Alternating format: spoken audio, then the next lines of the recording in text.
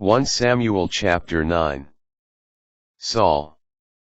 There was a powerful man from Benjamin named Kish, who was the son of Abiel, son of Zerah, son of Bechorath, son of Aphiah, a Benjaminite.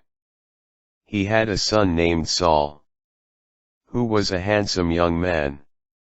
There was no other Israelite more handsome than Saul. He stood head and shoulders above the people. The lost donkeys.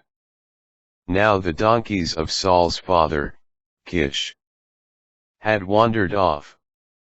Kish said to his son Saul, "Take one of the servants with you, and go out and hunt for the donkeys."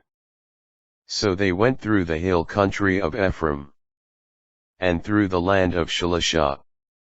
Not finding them there, they continued through the land of Shalim, without success. They also went through the land of Benjamin, but they failed to find the animals. When they came to the land of Zuph, Saul said to the servant who was with him, "Come, let us turn back, lest my father forget about the donkeys, and become anxious about us." The servant replied, "Listen. There is a man of God in the city, a man held in high esteem. Everything he says comes true. Let us go there now. Perhaps he can advise us about the journey we have undertaken." But Saul said to his servant, "If we go, what can we offer the man? The food in our bags has run out. We have no present to give the man of God. What else do we have?" Again the servant answered Saul, "I have a quarter shekel of silver. If I give that to the man of God, he will advise us about the journey." In former times in Israel, anyone who went to consult God used to say, "Come, let us go to the seer." For the one who is now called prophet was formerly called seer. Saul then said to his servant, "You are right. Come on, let us go." So they headed toward the city, where the man of God lived, meeting the young women. As they were going up the path to the city, they met some young women coming out to draw water, and they asked them, "Is the seer in town?" The young women answered, "Yes, they're straight ahead. Hurry now, just today he came to the city, because the people have a sacrifice today on the high place. When you enter the city, you may reach him before he goes up to the high place to eat.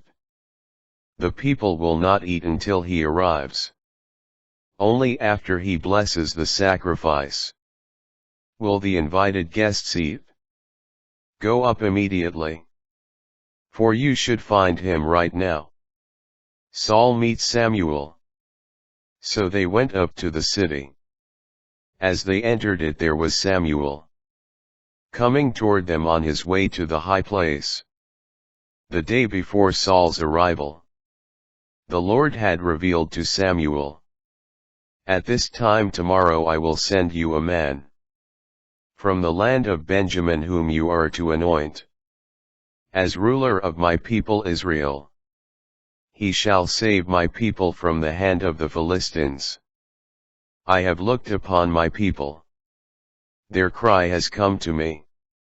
When Samuel caught sight of Saul, the Lord assured him, "This is the man I told you about. He shall govern my people." Saul met Samuel in the gateway and said, "Please tell me where the seer lives." Samuel answered Saul, "I am the seer. Go up ahead of me to the high place and eat with me today. In the morning, before letting you go, I will tell you everything on your mind." As for your donkeys that were lost 3 days ago, do not worry about them, for they have been found. Whom should Israel want, if not you and your father's family?" Saul replied, "Am I not a Benjaminite, from the smallest of the tribes of Israel? And is not my clan the least among the clans of the tribe of Benjamin? Why say such things to me?" The meal. Samuel then took Saul and his servant, and brought them into the room. He seated them at the head of the guests, of whom there were about 30. He said to the cook, "Bring the portion I gave you and told you to put aside." So the cook took up the leg and what went with it, and placed it before Saul. Samuel said, "This is a reserved portion that is set before you. Eat, for it was kept for you until this time."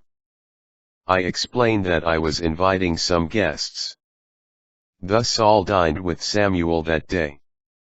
When they came down from the high place into the city, a mattress was spread for Saul on the roof, and he slept there. Saul's anointing.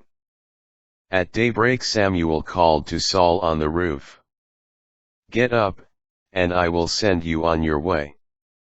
Saul got up, and he and Samuel went outside the city together. As they were approaching the edge of the town, Samuel said to Saul, "Tell the servant to go on ahead of us.